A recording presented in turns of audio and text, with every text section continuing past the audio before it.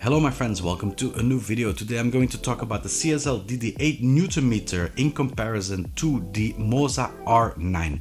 On paper they look very similar, and even if you look at pictures of them you see two black boxes that are very much alike.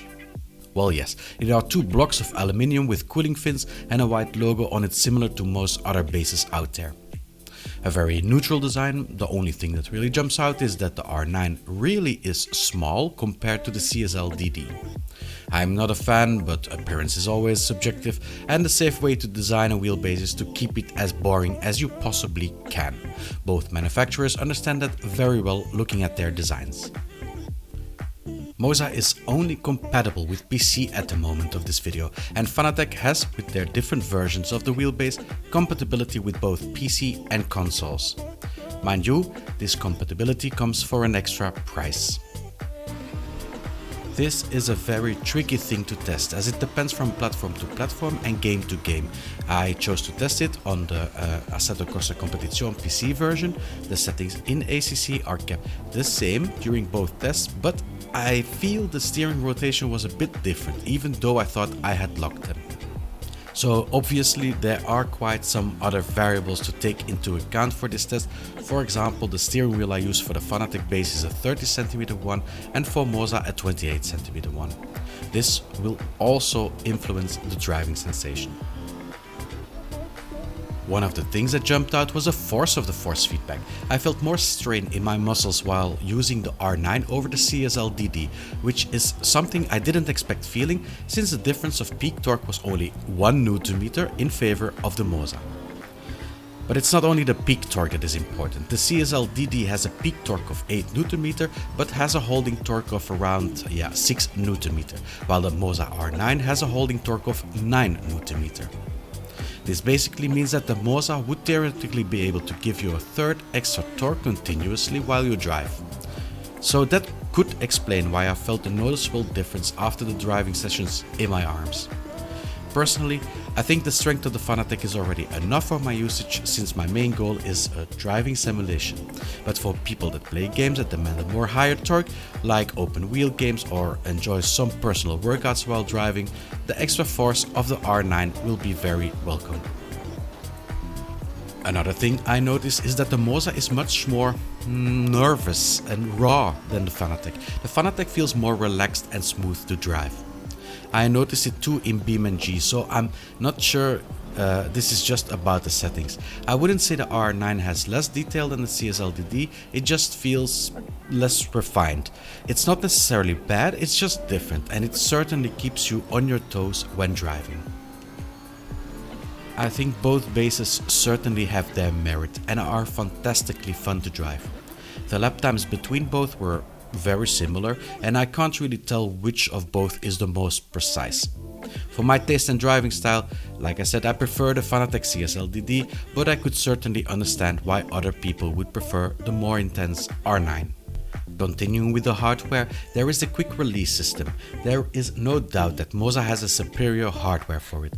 Lock this system into place, it is locked and it stays locked. The entire system feels heavy and secure.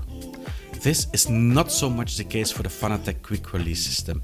It has been a point of criticism for the German manufacturer for a long time. It looks cheap, feels cheap, but I guess it does its job. It is, however, hard to imagine German engineers approving this design, but well, it is what it is. To be fair, it doesn't bother me all that much. In all, I think if you buy the R9, you're a happy person. If you buy the CSL DD 8Nm, you're a happy person. They feel a bit different, I have to admit it. And from my personal experience, I like the Fanatec one a bit better. But it's all in personal preference. The software for both wheelbases is good. The Fanatec software has a clear overview of the peripherals, there is the ability to update the firmware, and a limited amount of settings you can configure.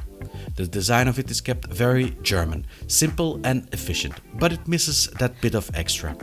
This is different for Pithouse, the software of MOZA. I found it to be intuitive and easy to use, even for a first time. The homepage of it is simple with the steering angle and force feedback intensity that can be changed. It features pre-configured settings for a wide variety of games and are activated by just clicking the game title. When you are a bit more at ease with both hardware and software, you can start to tinker with the other tabs containing more specific settings. As with many things, the choice which software is best is very subjective. I myself prefer the BitHouse software because it is very accessible and has different settings for both starters and advanced drivers. If you look at hardware issues, there are quite a few issues that pop up at the Fanatec side, especially the drive shaft and color around it are posing some issues. It is of course hard to say if this is due to bad quality control or a flawed design, and I will also not speculate about the subject.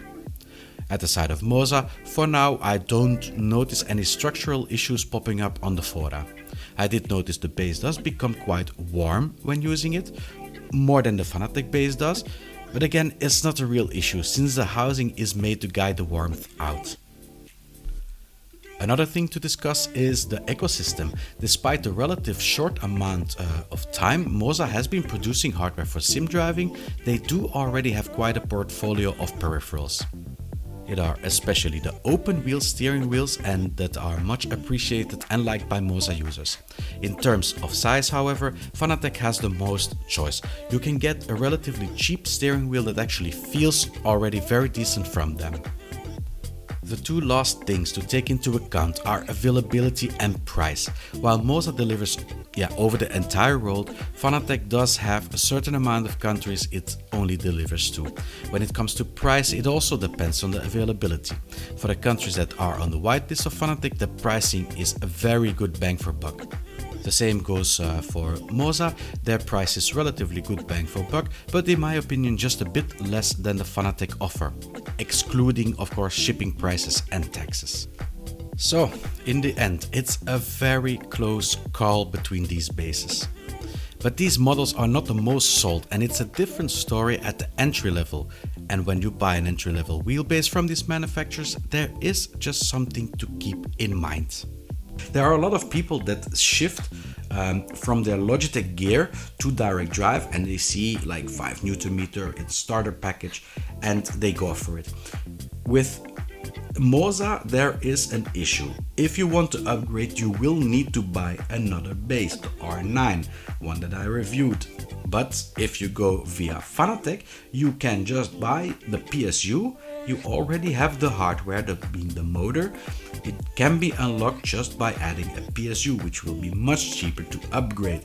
Now, why would you want to upgrade? Well, I did test the 5 Nm of Fanatec before and other around 5 Nm bases, and I did find that in the end I wanted a bit more power, I wanted a bit more detail, and so I came that the 8 to 10 Nm range is really my sweet spot for what I use the wheelbase for.